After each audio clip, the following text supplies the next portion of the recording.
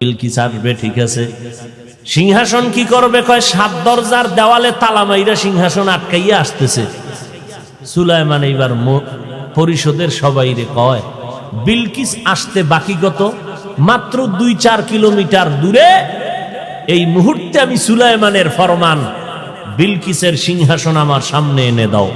কে পারবে? ক্বালা ইফরিতুম মিনাল জিন, জিনের মধ্যে এক পাহলোয়ান দাঁড়ায়, আমি পারবো। টাইম কত? কয় মিটিং শেষ হওয়ার আগে। কয় না, আরো তাড়াতাড়ি চাই। পারলো না, জিনেরা ব্রেক হয়ে গেল। এবার ইলমে ওহীওয়ালা এক আবেদ আল্লাহর এক বান্দা দাঁড়ায় গেল, ডাক দিয়া কয়, পয়গম্বর আপনি যদি বলেন আমি এনে দিব। বলে টাইম কত? নবী সুলাইমান, আপনি চোখগুলো বন্ধ করবেন, চোখ খুলিয়া দেখবেন সিংহাসন হাজির।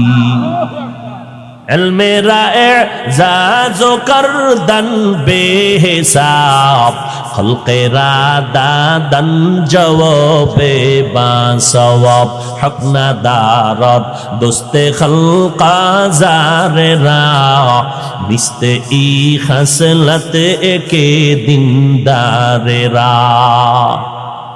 তাহলে শত শত মাইল দূরের সিংহাসন চোখের পলকে এনে দিল এক বান্দা। জিনেরা পারে নাই, ওখানে পাওয়ারলেস হয়ে গেছে। বান্দার পাওয়ার এত বেশি, আল্লাহ পাক বলে আমি এই পাওয়ার দান করি আমার বিশেষ বান্দারে। তাকওয়ার মাধ্যমে পাওয়ারের নাম হলো ফুরকান। যেই ফুরকানের পাওয়ার দিয়া বান্দা অনেক দূর আগায় যায়। এজন্য নবী বলেন, ইত্তাকু ফিরাসাতাল মুমিন ফাইন্নাহু ইয়ানজুরু বিনুরিল্লাহ। আমার বিশেষ মুমিন বান্দা যারা, তাদের অন্তরের কলবের পাওয়ার থেকে সতর্ক। তুমি যা দেখো না, খাঁটি আল্লাহর বান্দা অনেক কিছু দেখতে পায় আল্লাহর নূরের আলোর মাধ্যমে, যে পাওয়ার তোমার আমার কাছে নাই। ওমরে ফারুক খুতবায় দাঁড়াইলেন, ইয়া সারিয়া আল জাবাল বেসাক্তা বলে ফেললেন।